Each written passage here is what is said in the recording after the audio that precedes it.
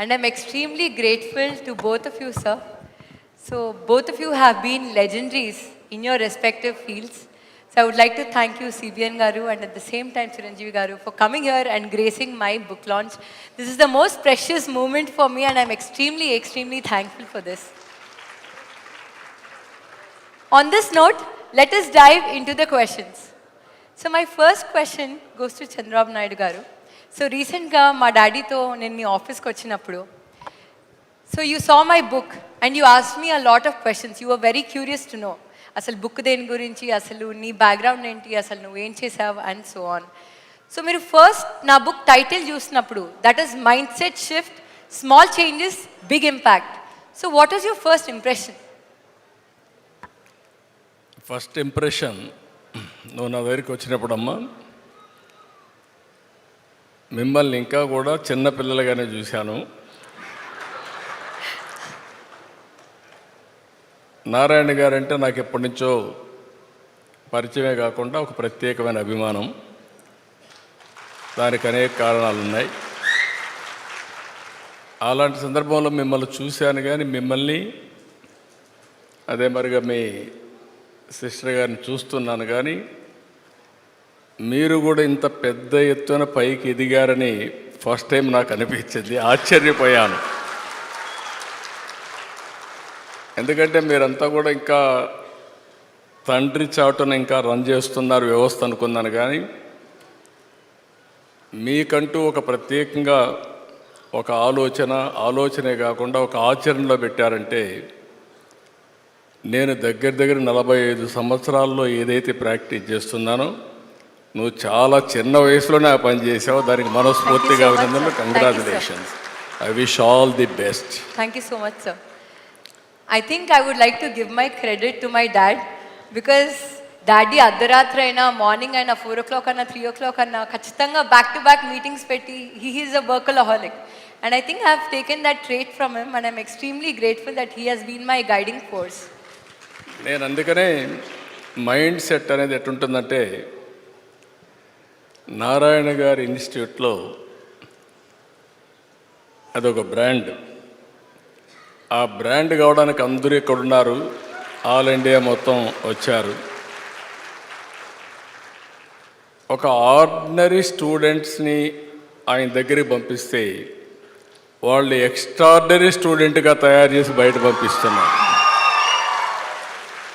ఇంకా మామూలు పిల్లల్ని ఎక్స్ట్రాడినరీగా 4-5 సంవత్సరాల్లో తయారు చేస్తే ఇంకా మిమ్మల్ని వదిలిపెట్టే పరిస్థితి ఉండదు. ఎందుకంటే మిమ్మల్ని అక్కడి నుంచి ఇంట్లో 24 గంటలు ఉంటారు కాబట్టి ఆయన క్రమశిక్షణ, లేకపోతే ఆయన రుద్దుడు కార్యక్రమం, అంటే కొంతమందికి మీకు ఆశ్చర్యం వేస్తుంది. రుద్దడం అంటే రుద్దడం కాదు, పర్ఫెక్ట్గా తయారు చేయడం. ఆ ప్రిసిషన్ వచ్చే వరకు వదిలిపెట్టడు. ఎన్ని ఎఫర్ట్స్ అయినా చేస్తాడు. ఒక దారిలో కానీ రాకపోతే ఇంకొక దారి, ఆల్టర్నేటివ్ రూట్ ఎత్తుతాడు. అల్టిమేట్గా విజయం సాధించే వరకు వదిలిపెట్టాడు. ఆయన తయారు చేసిన ప్రోడక్ట్స్ వేరు. అయితే అది వచ్చినప్పుడు నాకు అనిపించింది, మీకు అందరూ పేరెంట్స్ కూడా ఆలోచిస్తాం, పిల్లలు మనకంటే ఇంకా బాగా రాణించాలి, తల్లిదండ్రుల కంటే పిల్లలు ఇంకా బాగా చేసినప్పుడు ఒక సాటిస్ఫాక్షన్ ఉంటుంది. కానీ మీరు చిన్న వయసులోనే చాలా ముందుకు పోగలిగారు. ఇద్దరిని నేను చూస్తున్నా, మీ ఆర్గనైజేషన్ చూస్తున్నా. అప్పుడప్పుడు నారాయణ గారు అనేవారు, నేను నారాయణ ఇన్స్టిట్యూట్లో ఉంటే ఇంకా బెటర్గా ఉంటుందని. ఏం బాధ లేదు, మీరు లేకపోతేనే అక్కడ బెటర్గా ఉంటుంది. ఆ స్టేజ్కి రీచ్ అయిపోయింది. మీరు లేరనే లోటు ఏమీ లేదు. దానికి కారణం మీ ఎఫర్ట్, మీరు చేసిన విధానం. నేను ఎప్పుడైతే మైండ్ సెట్ ఏ విధంగా పనిచేస్తుంది అని ఆ బుక్ చూసినప్పుడే నాకు చాలా ఆశ్చర్యం వేసింది. ఒక బెస్ట్ సబ్జెక్ట్ని సెలెక్ట్ చేసుకొని మైండ్ సెట్ అనేది కానీ కొద్దిగా మార్చుకుంటే, పాజిటివ్ మైండ్ సెట్తో ఉంటే ఏదైనా చేయగలుగుతామని అతి చిన్న వయసులో రాసినటువంటి శ్రావణ్ని మనస్ఫూర్తిగా అభినందిస్తున్నా. Hands off to her. Thank you so much sir, thank you. చాలామందిని చూశారు కానీ మేమందరం ప్రాక్టీస్ చేసాం. మేము ప్రాక్టీస్ చేసి పైకి వచ్చాం. నువ్వు ఒక స్టెప్ ముందుకెళ్ళి 10 మంది పైకి రావడానికి నువ్వు ప్రయత్నం చేస్తున్నావు. Congratulations, I wish all the best. Thank you so much, sir. I believe we always underestimate the power of mind. Our mind is a powerful tool. కానీ నిజంగా how many people today are using our mind to the fullest? Like we can rewire our thought process, we can go into that subconscious mind, we can trigger that subconscious mind. And నిజంగా when we go deeper, when we understand ourselves better, I think that shift can change your whole life. And that is the background behind why I wrote this book, because I believe చిన్నప్పటి నుంచే we'll have so many insecurities. నన్ను చిన్నప్పుడు చూసుంటే I was obese, I was dark, నాకు చాలా stage fear ఉండేది, నాకు భయం వేసేది యాక్చువల్లీ ప్రెస్ మీట్స్. డాడీతో ఇనిషియల్గా నేను ప్రెస్ మీట్స్కి వచ్చినప్పుడు, మా అక్కతో వచ్చినప్పుడు మా అక్క చాలా బాగా మాట్లాడేది. Every time I had insecurities and నేను how can I prove myself better అని I went into a negative mode. కానీ ఎప్పుడైతే ఆ నెగిటివ్ మోడ్ని నేను పాజిటివ్గా తీసుకొని I have gotten a lot of learnings from that. Then I understood myself better. So that was a experience for me in a lifetime. So my next question is to Chiranjeevi garu. So initially, నేను మీ దగ్గరకు వచ్చినప్పుడు when I showed you this book is Mindset Shift, sir, I was very amazed to see you have a lot of knowledge. మీరు NLP గురించి, Richard Bandler గురించి చెప్పారు. You said you went to London to witness that session about phobia. I mean, you know all these techniques. Maybe our wordings telidemo, but you know the techniques. And I was very amazed to understand that you spend a lot of time with yourself, understanding yourself. So how important has been that spending time with yourself? And dani valla asalu elanti upayogam undi? First of all మన ప్రియతమ గౌరవ ముఖ్యమంత్రి గారు నారా చంద్రబాబు నాయుడు గారు ముఖ్య అతిథిగా ఏర్పాటు చేసినటువంటి ఈ పుస్తక ఆవిష్కరణ కార్యక్రమంలో నేను ఒక అతిథిగా రావటం, నాకు అవకాశం కల్పించినటువంటి శరణి, వారి కుటుంబ సభ్యులు, ముఖ్యంగా మంత్రివర్యులు నారాయణ గారు, తన మామయ్య గారు, నా సోదరుడు గంటా శ్రీనివాస్ అండ్ చాలామంది అతిథి మహారథులు అండ్ ఫ్యూచర్ మన రాష్ట్ర భవిష్యత్తు, మన దేశ భవిష్యత్తు మీ కళలో కనిపిస్తుంది. అలాంటి యంగ్స్టర్స్, ఆల్ ద స్టూడెంట్స్, మీ అందరికీ సభాముఖంగా నా హృదయపూర్వక అభినందనలు, ధన్యవాదాలు, నమస్కారాలు తెలియజేసుకుంటాను. It's a great opportunity to be here one amongst you all. ఇలాగా శరుడి ఇంటికి వచ్చినప్పుడు ఒక బుక్ రాశాను. అది మీరు ముఖ్యమంత్రి గారు ఇనాగ్రేట్ చేస్తే బాగుంటుంది, వెరీ పర్పస్ఫుల్ బుక్ అని అమ్మాయి చెప్పినప్పుడు చాలా అమేజ్ అయ్యాను నేను.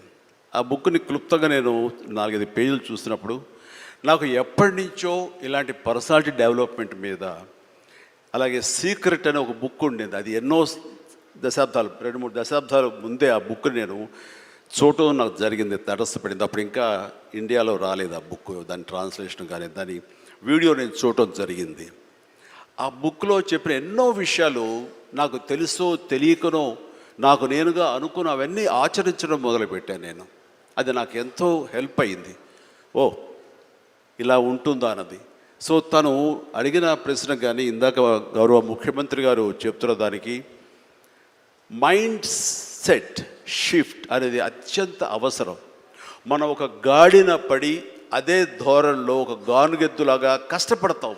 ప్రతి వాళ్ళు కష్టపడతారు, బట్ ఆ కష్టపడటంలో స్మార్ట్గా కష్టపడతారా, హార్డ్ వర్క్ తోటి వాళ్ళు కష్టపడుతున్నారా అనే దాని మీద మనం ఆలోచించుకుంటే కనుక చాలామంది ఇలాంటి అవేర్నెస్ లేక, ఇలాంటి శరణి లాంటి వాళ్ళు ఇచ్చేటువంటి పుస్తకాలు వాళ్ళకి గైడ్ చేయక, లేకపోతే గురువులు గైడ్ చేయక, లేకపోతే వాళ్ళుగా ఆ షిఫ్ట్ అనేది తెలియక అదే గానుగెద్దులాగా అదే కష్టంతో అలాగే జీవితాన్ని వెళ్ళదీసే వస్తారు. అట్లాగే ఏదో టైంలో రిటైర్డ్ అయిపోతారు, జీవితం చాలిస్తారు, ఇది చాలు ఈ జన్మకి ఇంతే అనుకుంటారు. అది కరెక్ట్ కాదు. మైండ్ షిఫ్ట్ చేయటం మూలంగా కష్టపడే మనస్తత్వం ఉంటే నీ ఇష్టమైనటువంటి ప్రొఫెషన్లో కనుక నువ్వు ఉండగలిగితే ఆ రాణింపు, ఆ వెళ్ళే హైట్స్ అది వేరే.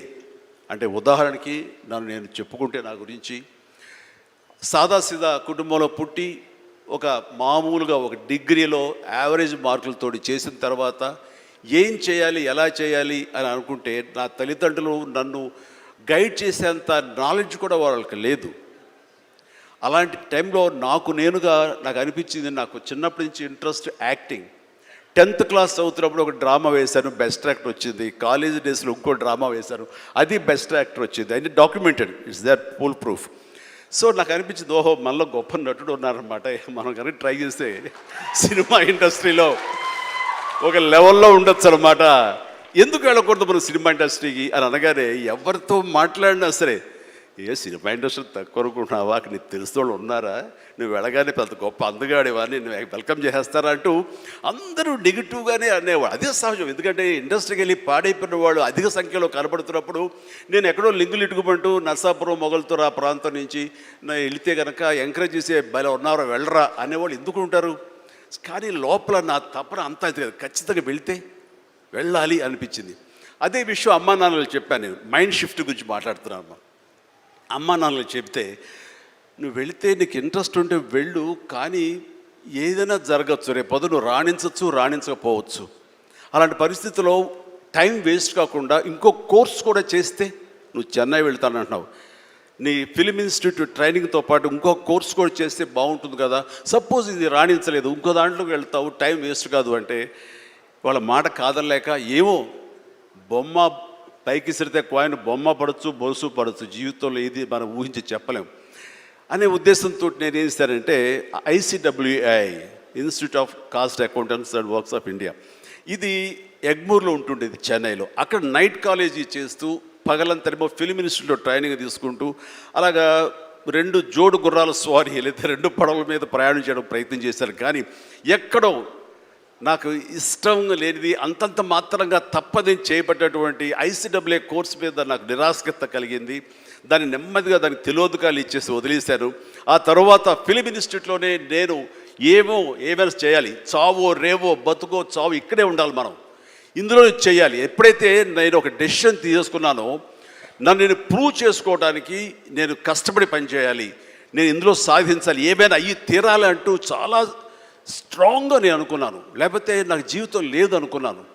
అలాంటి పరిస్థితుల్లో సినిమా ఇండస్ట్రీలో ఫిలిం ఇన్స్టిట్యూట్లో నేను ట్రైనింగ్ తీసుకోవడం ఏంటి, సినిమా అవకాశాలు రావడం ఏంటి, అవి సద్వినియోగపరచుకోవడం ఏంటి, దాన్ని ద బెస్ట్ నేను చూపించుకోవడం ఏంటి, అక్కడ ఉన్నటువంటి డైరెక్టర్స్ వీళ్ళందరి చేత వావ్ అనిపించుకోవడం ఏంటి, అందరి దృష్టి నా మీద ఉండేలాగా నేను ఎక్కువగా యాక్టివ్గా ఉన్నటువంటి ఇవన్నీ నాకు దోహదపడి సినిమా అలాగా అంచెలంచెలుగా నేను ఈ రోజున మీరు చూస్తున్న ఈ స్థాయికి నేను వచ్చాను.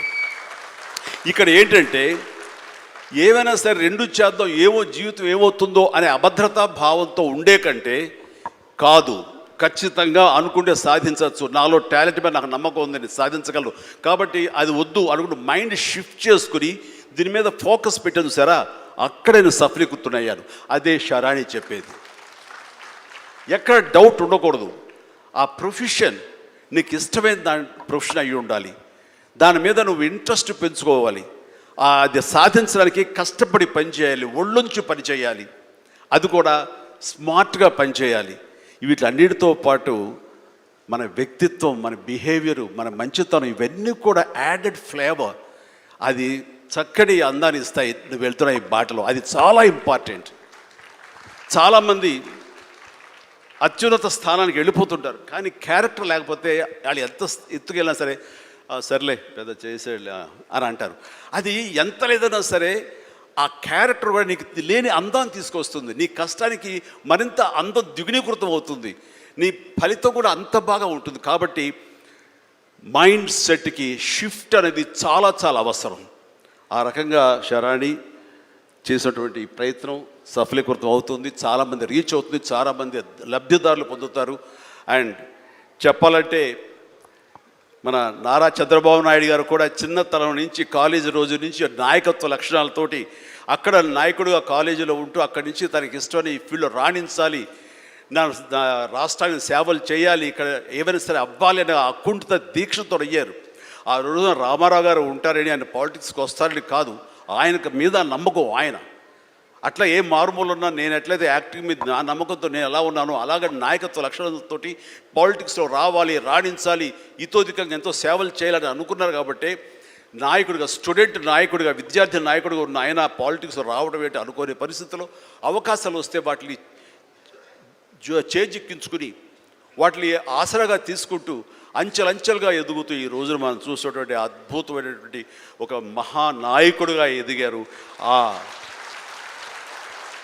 ఆయన దిశానిర్దేశంలో, ఆయన నాయకత్వంలో హైదరాబాద్ దగ్గర నుంచి ప్రతి నగరం, అంటే ఫస్ట్ ఇండియాలో ఆఫ్టర్ బెంగళూరు మళ్ళీ అలాంటి ఐటీ నగరంగా, అంటే ఎంత విజనరీ అంటే ఫ్యూచర్లో ఇది డెఫినెట్గా ఈ రోజున మనం అనుకుంటున్నాం డిజిటలైజేషన్ ఆ రోజున అంత ఉధృతంగా లేదు, అలాంటి దాన్ని అవి తీరుతుంది ఆయన అన్నారే.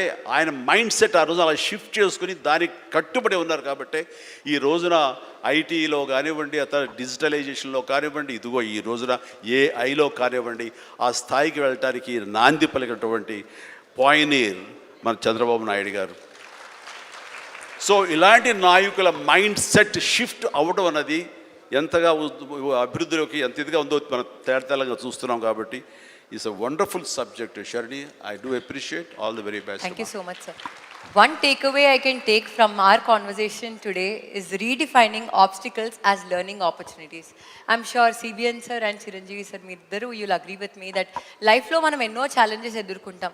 Kam eppudaithe aa challenges nunchi manam positive learnings teeskuntamo, there is a scope for growth and there is a scope for learning more. So that enthusiasm, that ambition, so ఎప్పుడైతే ఆ టేక్అవేస్ నిజంగా ప్యూర్ ఫ్రమ్ హార్ట్ ఉంటాయో you can excel more in life. I think that's one takeaway that I have got from your conversation sir. So my next question is to you sir. So మనకు జనరల్గా పొద్దున్న లేచినప్పటి నుంచి night పడుకునే లోపల we have so many thoughts, positive and negative. కానీ one thought is enough to generate one task. So one thought నుంచి ఒక యాక్టివిటీ అన్నా టాస్క్ అన్నా ఉంటుంది. ఆ one activity are task if you follow it for 21 days it becomes a habit and that is called habit formation. So I want to know from you, do you have any thoughts that have transformed into habits, and if you do, how is it useful in your life? ఇక్కడ మనం అందరం కూడా తెలిసి కానీ తెలియకుండా కానీ కొన్ని leadership qualities buildup చేసుకుంటాం. ఇప్పుడే చిరంజీవి గారు చెప్పారు, ఆయన లైఫ్లో ఒక యాంబిషన్, అది ఒక సంకల్పం. ఆ సంకల్పమే నేను నటుడు కావాలి అనే సంకల్పం ఆయన మైండ్లో పడింది. అక్కడి నుంచి ఆయన జీవితంలో ఒక పాజిటివ్ మైండ్ సెట్ డెవలప్ చేసుకున్నాడు. ఎన్ని సవాళ్ళు వచ్చినా ఆయన గోల్ ఈ సెట్, ఆ గోల్ రీచ్ అయ్యే వరకు నిరంతరం పనిచేశాడు. ఒక మాటలో చెప్పాలంటే ఎన్టీ రామారావు గారు ఉన్నంత వరకు ఈయన ఒక స్థాయిలోకి వచ్చారు. ఎప్పుడైతే సినిమాలో నుంచి ఆయన రాజకీయాల్లోకి వచ్చారో ఈయన అక్కడి నుంచి ఆకాశం ఎత్తి ఎదిగే పరిస్థితికి వచ్చారు. అంటే దానికి కారణం ఏంటంటే ఒక మహానటుడు ఉన్నాడు, అప్పుడే నటుడుగా ఉన్నాడు. ఎన్టీ రామారావు గారు లేనప్పుడు చిరంజీవి గారి ఎవరి హీరోగా మహానటుడుగా తయారయ్యారంటే అది ఒక అవకాశం. ఇప్పుడు నేను కూడా ఉన్నాను. నేను రాజకీయ నాయకుడు కావాలనుకున్నాను. నేను యూనివర్సిటీ చదువుకుంటున్నాను. చదువుకున్నప్పుడు చాలా ఆలోచనలు వచ్చాయి, ఏం చేయాలి అనుకుని. చాలామంది నాకు సజెస్ట్ చేశారు, బాగా చదివితే ఐఏఎస్ అవుతామని. నేను అనుకున్నాను ఐఏఎస్ అయితే 10 మందిలో నేను ఒకడిని చెప్పి. మా వైస్ ఛాన్సలర్ పిలిచి లెక్చర్ పోస్ట్ ఇస్తాను, జాయిన్ అవుతారా అన్నాడు. I said no. ఏంటి కారణం అన్నా, నేను ఎమ్మెల్యేగా పోటీ చేస్తున్నాను, ఎమ్మెల్యేగా అవుతాను, తర్వాత వచ్చి మిమ్మల్ని కలుస్తానన్న. అంత నమ్మకం ఉందా అన్నాడు. తప్పకుండా గెలుస్తానని చెప్పి వెళ్ళాను. అంటే ఒక నమ్మకం, ఒక సంకల్పం. నేను ఎమ్మెల్యే అయ్యాను ఫస్ట్ టైం. నేను మంత్రి కావాలనుకున్నాను. మంత్రి కావాలనుకుంటే చెన్నారెడ్డి గారు మాకు ముఖ్యమంత్రి. అప్పుడు చెన్నారెడ్డి తిరిగిపోయి నాకు మంత్రి పదవి ఇవ్వమని మా వాళ్ళందరూ అడిగారు. నన్ను చూసి పైకి కిందికి చూశాడు. ఎందుకంటే చెన్నారెడ్డి గారు ఎప్పుడు కూడా చాలా స్ట్రాంగ్గా ఉండేవాడు. పైకి కిందకి చూసి నిన్నటి వరకు యూనివర్సిటీలో ఉన్న స్టూడెంట్గా ఇప్పుడే గెలిచి వచ్చావు, అప్పుడే నువ్వు మంత్రి అయిపోవాలనుకుంటున్నావు, ఇది ఎక్కడ న్యాయం అని చెప్పి కొంచెం ఇచ్చేసాడు. నేను అన్నా, నాకు మెరిట్ ఉంటే ఇవ్వండి, నేను ఎంఏ చదువుకున్నాను, పిహెచ్డి కూడా చేస్తూ వచ్చారు ఇక్కడికి, మెరిట్ ఉంటే ఇవ్వండి అని చెప్పేసి ఛాలెంజ్ చేసి వచ్చాను. 2 ఇయర్స్లో మంత్రి అయ్యాను. ఎందుకు నేను ఇవన్నీ చెప్తుందంటే, ఒక స్టెప్ మనం వేస్తే ఇంకొక స్టెప్ కలిసి వస్తుంది. ఒక పాజిటివ్ థింకింగ్, ఛాలెంజెస్ తీసుకుంటా ముందుకు పోతే ఇంకోటి కలిసి వస్తుంది. నేను మంత్రి అయ్యాను, సినిమా ఇండస్ట్రీ మంత్రి అయ్యాను. అప్పట్లో అంజయ్ గారికి పెద్ద క్యాబినెట్, మా జంబో క్యాబినెట్, 60 మందో 62 మంది క్యాబినెట్లో ఉన్నాం.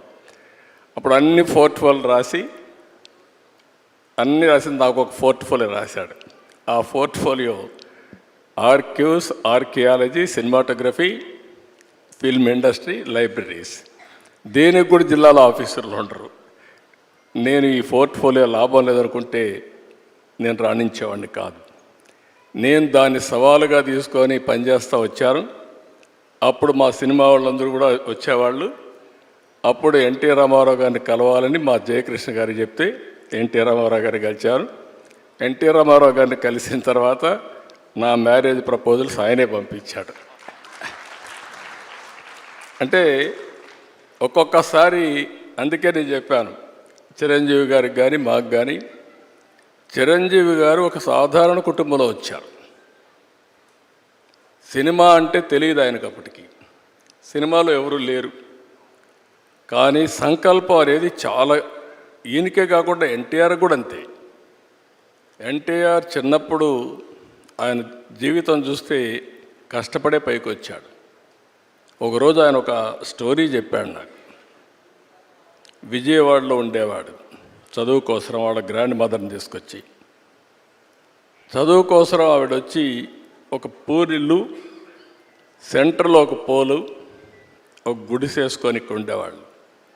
రాత్రి వర్షం వచ్చింది. వర్షం వస్తే గాలి కూడా, ఇక్కడ అప్పుడప్పుడు తుఫాన్లు వస్తాడు, గాలి కూడా కొట్టింది. ఆ ఇల్లు పడిపోతే ఇల్లు లేదు. రాత్రంతా ఆ పోల్ పట్టుకొని కూర్చున్నాడు. మార్నింగ్ వరకు నిలబెట్టుకున్నాడు. అంటే ఒక మనిషి యొక్క దృఢ సంకల్పం ఏ విధంగా పనిచేస్తుందో వారి జీవితమే ఒక ఉదాహరణ. అది ఆయన జీవితంలో జరిగిన నిజమైన సంఘటనలు ఇలాంటివి చూస్తే ఒక సంకల్పంతో ముందుకు పోయారు. అందుకే ఇప్పుడు కాదు, రేపు కాదు, ఎప్పటికైనా సరే చిరంజీవి గారికి ఉండే పేరు చిరంజీవి గారికి ఉంది. పౌరాణిక పిక్చర్లో మళ్ళీ ఎవరన్నా రాణించాలంటే ఎన్టీఆరే పుట్టి మళ్ళా నటిస్తే తప్ప వేరే వాళ్ళకి సాధ్యం కాదు. రాజకీయాల్లో కూడా ఆయన ఉండింది చాలా తక్కువ సమయం, 12 సంవత్సరాలు. ఒక చరిత్ర సృష్టించారు. అంటే ఆ సంకల్పం అనేది అలాంటి సంకల్పం. అందుకని మీరు చెప్పినప్పుడు అందరికి కూడా ఒకటే నేను విజ్ఞప్తి చేస్తున్నా, పాజిటివ్ థింకింగ్ ఈజ్ ఇంపార్టెంట్. ప్రతి ఒక్క వ్యక్తికి ఛాలెంజెస్ రాకుండా ఉండవు, లైఫ్లో క్రైసిస్ రాకుండా ఉండవు. నాకైతే నా జీవితంలో దేశంలో ఏ రాజకీయ నాయకుడు ఫేస్ చేయలేని క్రైసిస్ ఫేస్ చేశా. ప్రతి ఒక్క సంక్షోభాన్ని ఒక అవకాశంగా తీసుకున్నా, అక్కడి నుంచి ఇంకా పైకి లేసి వచ్చాను తప్ప ఎక్కడ ధైర్యపడలేదు. అలాంటి చేయగలిగితే ఆకాశమే హద్దుగా ఎదిగే పరిస్థితి వస్తుంది. ఒక మహాత్మా గాంధీ, ఒక సాధారణ కుటుంబం, ఒక అంబేద్కర్ గారు, ఒక మామూలు కుటుంబం. ఇప్పుడు మనమైనా బెటర్. అంబేద్కర్ గారిని చూస్తే అంటరానితనం, చాలా అవమానాలు అన్ని భరించి కడాన జీవితంలో మీరు చూస్తే ఒక రాజ్యాంగాన్ని రాసి చిరస్థాయిగా భావితరాలకు ఆదర్శంగా ఉండిపోయే పరిస్థితికి వచ్చారంటే అది ఆయన యొక్క మైండ్ సెట్, ఆయన అవలంబించిన విధానం. ఇలాంటి చెప్పుకుంటూ పోతే అబ్దుల్ కలాంను మొన్నే చూసాం. ఒక ఆర్డినరీ పర్సన్, ఒక ఎక్స్ట్రాడినరీ మైండ్ సెట్తో ముందుకు పోయాడు.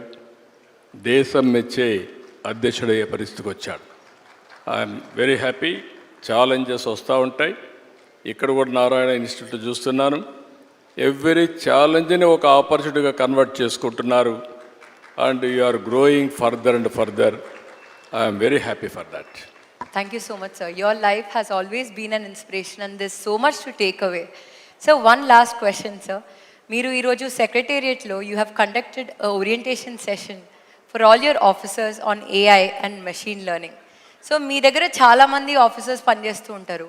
So how do you make sure you shift their mindset and what are the measures that you'd take? Only advantage ఏంటంటే ఇప్పుడు మీ నారాయణ ఇన్స్టిట్యూట్లో మీ ఫ్యాకల్టీ మెంబర్స్ అందరినీ మీరు సెలెక్ట్ చేసుకోగలుగుతారు, కావాలంటే రీప్లేస్ చేయగలుగుతారు. నేను గవర్నమెంట్లో వాళ్ళందరినీ మార్చలేను కానీ ప్లేస్ మార్చగలుగుతాను అట్ బెస్ట్. అంటే ఈ కుర్చీ నుంచి ఇంకో కుర్చీ, ఇంకో కుర్చీ నుంచి ఇంకో కుర్చీ. But same officers. 95లో నేను సీఎం అయ్యాను.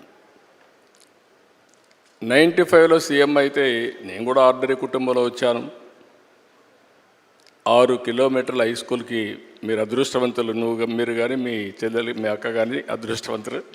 ఇంట్లో నారాయణ గారు బాగా మీకు అన్నీ చేయగలిగారు. మా జనరేషన్కి మీ జనరేషన్ నారాయణ గారిని చూస్తే ట్యూషన్ చెప్పుకుంటూ అక్కడి నుంచి నారాయణ ఇన్స్టిట్యూట్ పెట్టాలనే ఆలోచన వచ్చి నారాయణ కోచింగ్ సెంటర్ పెట్టి అక్కడి నుంచి దీన్ని ఒక కార్పొరేట్ స్థాయిలో తీసుకురావాలని ఒక ఆలోచన వచ్చి, అప్పట్లో ఎవరికి ఇలాంటి ఆలోచనలు రాలేదు.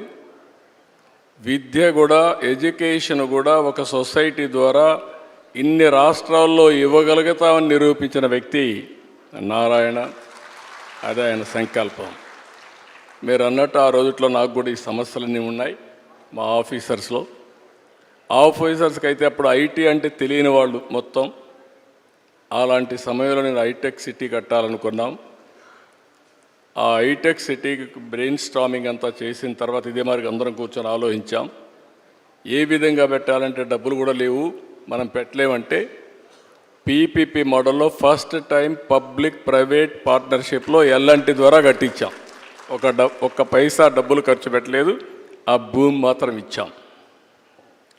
అది అయిన తర్వాత హైదరాబాద్లో ప్రతి ఒక్క కంపెనీ తీసుకొచ్చారు, మేము ఇచ్చింది భూమి మాత్రం ఇచ్చాం. ఈరోజు హైదరాబాద్ దేశంలో హైయెస్ట్ పర్ క్యాపిటల్ ఇన్కమ్ ఉందంటే ఆలోచనలు నాది, అమలు చేసింది అధికార యంత్రాంగం. ఆ రోజు కూడా మా సెక్రటరీలు వచ్చేవారు, నిద్ర లేస్తానే వచ్చేవారు, వేరే వేరే ఆలోచనలు తెచ్చేవారు, నేను దానికి ఒక షేప్ ఇచ్చేవాడిని, చేపించాం. ఆ రోజు హైటెక్ సిటీ ఐటీ మాట్లాడాను, మైండ్ షిఫ్ట్ అన్నారు మీరు. దానివల్ల ఐటీ ఒక స్లోగన్ ఇచ్చాను, ప్రతి ఒక్క ఇంటికి ఒక ఐటీ ప్రొఫెషనల్ ఉండాలి అని ఆ రోజు స్లోగన్ ఇచ్చాను. దాంతో చాలామంది పల్లెటూరుల నుంచి వచ్చి బాగా చదివించి ఐటీ చదివించారు. అందులో నారాయణ గారిని ఇంకా అన్ని విద్యా సంస్థలను ఆ రోజు నేను ఎంకరేజ్ చేశారంటే నాకు ఒక స్వార్థం ఉండేది. ఐఐటీలో అప్పుడు చాలా అడ్మిషన్స్ వచ్చేటివి కాదు, మనకు 1% కూడా వచ్చేది కాదు. నేను వీళ్ళందరినీ పిలిపించి ఒకటి అడిగాను, మీకు ఏం కావాలని ఇస్తాను, ఆంధ్రప్రదేశ్ ఐఐటీలో నెంబర్ 1గా ఉండాలి, మీరు ఏం చేస్తారో చేయమని చెప్పి కోరాను. అట్ వన్ స్టేజ్ తెలుగు రాష్ట్రాల నుంచి 20% ఐఐటీకి వచ్చేసారు.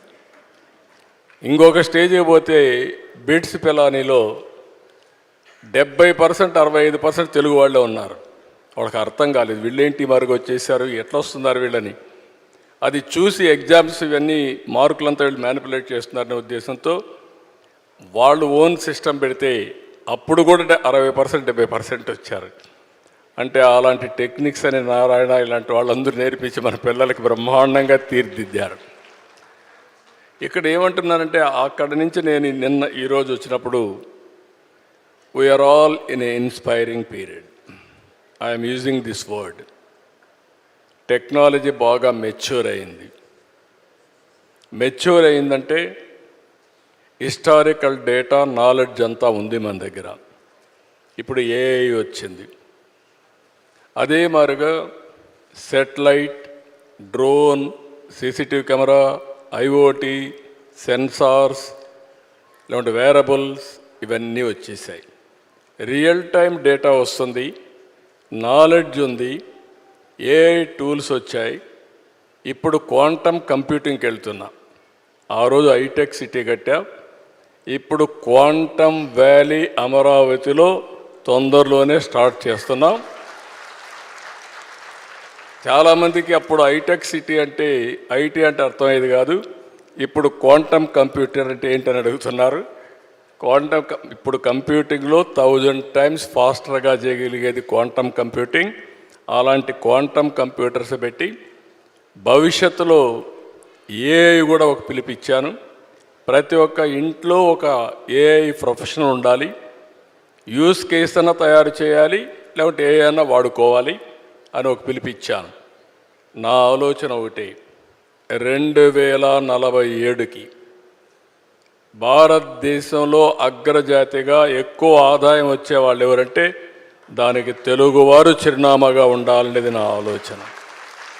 రెండోది, ప్రపంచంలోనే నాలెడ్జ్ ఎకానమీలో ఇన్ఫ్లుయెన్షియల్ పర్సన్స్గా తెలుగు వాళ్ళు ఉండాలని నా ఆలోచన. ఇది ఉండాలని ఆలోచన పెట్టుకుంటే లాభం లేదు. మీరు కూడా ఏ విధంగా అయితే నిర్దిష్టమైన ఒక టార్గెట్స్ పెట్టుకున్నారో నేను కూడా ఒక టార్గెట్ పెట్టుకున్నా. అందుకని ఈరోజు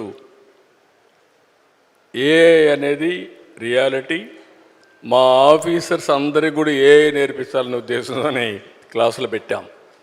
నేర్చుకుంటారా అంటే చాలామంది ఫాలో అవుతారు, కొంతమంది అని నేర్చుకుంటారు.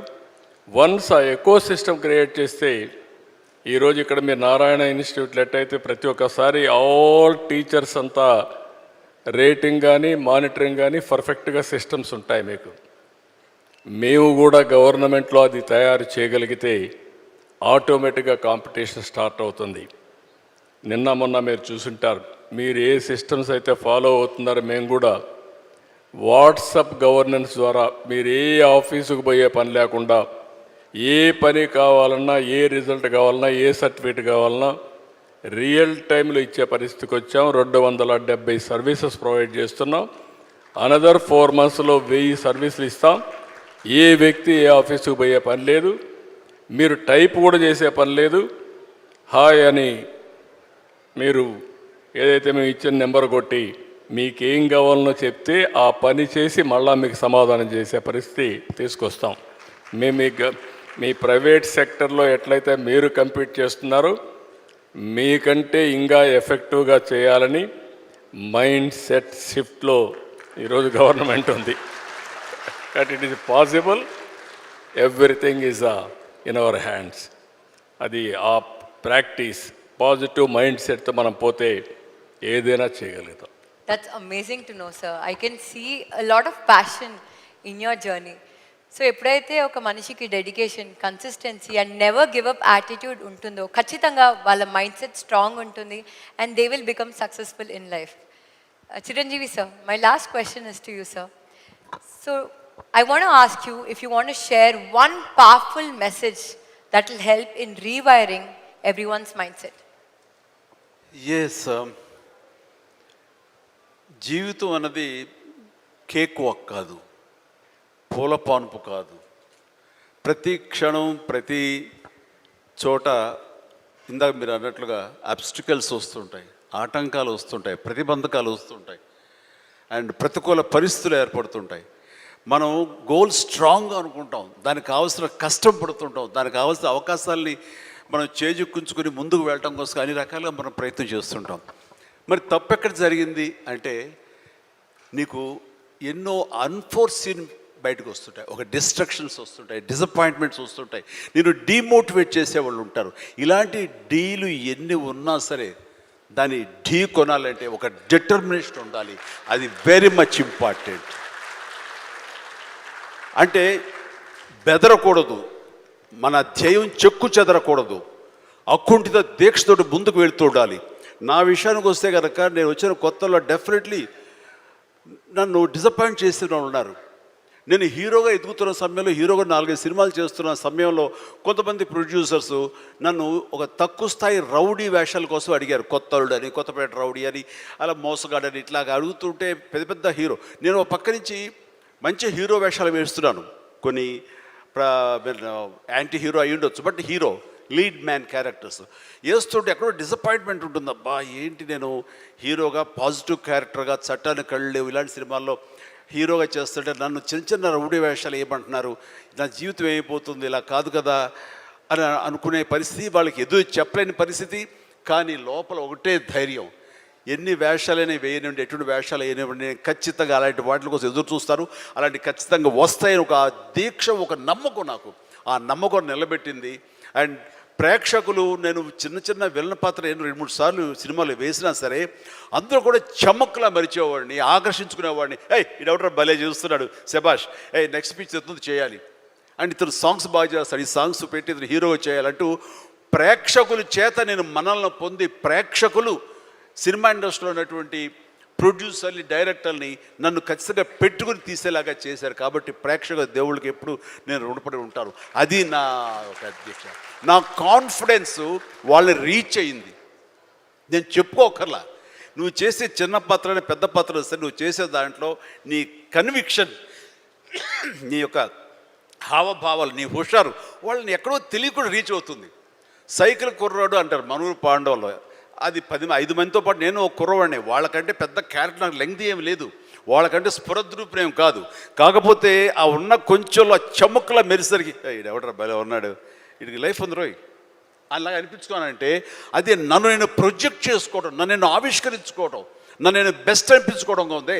నిరంతరం అదే థాట్తో ఉండి, ఆ నమ్మకంతో ఉంటే ఖచ్చితంగా ఇలాంటి డీల్ ఎన్నొచ్చో సరే ధీటుగా ఢీ కొట్టగలం. ఇది నేను చెప్తాను.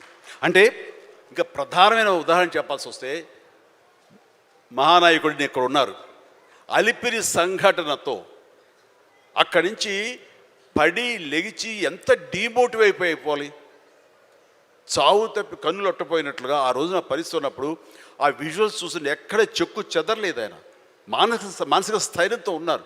హాస్పిటల్కి వెళ్ళి ట్రీట్మెంట్ తీసుకుని వెంటనే మామూలుగా బయటకు వచ్చారు. కానీ ఎక్కడ సరే బెసికారా, కొంచెం వెనక్కి తగ్గారా, ఆలోచన విధానంలో ఏంటిది అన్నారని ఏమీ లేదు. బ్రహ్మాండమైనటువంటి ఒక కన్విక్షన్ తోటి దీన్ని ఆయన ఎదుర్కొని నిలబడేటువంటి హీరో దాత్తత నేను ఆ రోజున చూశాను నాయుడు గారిలో. ఇలాంటివి వస్తుంటాయి, కానీ వీటిని మన కన్విక్షన్, మన నమ్మకం, మన మీద నమ్మకం ఖచ్చితంగా ముందుకు వెళ్ళిపోతుండాలి. మనల్ని ఆదరించే ప్రేక్షకులు లేదా రాజకీయంగా వస్తే ప్రజలు ఎప్పుడూ మన యొక్క మంచిని, మనం చేసిన కృషిని, మన యొక్క ఇన్నర్ మన ఫీలింగ్ని, మన జెన్యూనిటీని, మన ఆనెస్టీని, నిజాయితీని ఖచ్చితంగా గుర్తించగలరు. మధ్యలో ఒక్కోసారి ప్రతికూల పరిస్థితులు వస్తాయి, బట్ వాటిని అధిగమించేలాగా వస్తుంది, మనకి రోజులు మంచి రోజులు వస్తాయని కన్విక్షన్ తెలితే కనుక అలాంటి అబ్స్ట్రకల్స్ని ఓవర్కమ్ చేయగలం. దానికి గాను నువ్వు నీ మానసిక ధైర్యాన్ని కోల్పోకూడదు. ఇక్కడ నిలబెత్తున్న నిదర్శనం చంద్రబాబు నాయుడు గారు. అది నేను చెప్పుకొచ్చేది. I can see that you have turned your challenges and hurdles in life as success stories and into success stories. And CBN gar journey or Chiranjeevi gar journey, I'm sure it's not easy. కానీ ప్రతి ఒక్క మెట్టు పైకి వెళ్తూ ఉంటే, when we come out from those struggles and when we take those learnings, we create a legacy for ourselves, sir. So I'm truly honored to share this opportunity for both of you, and I'm sure everyone in the room will resonate with me. So thank you so much for giving me this love.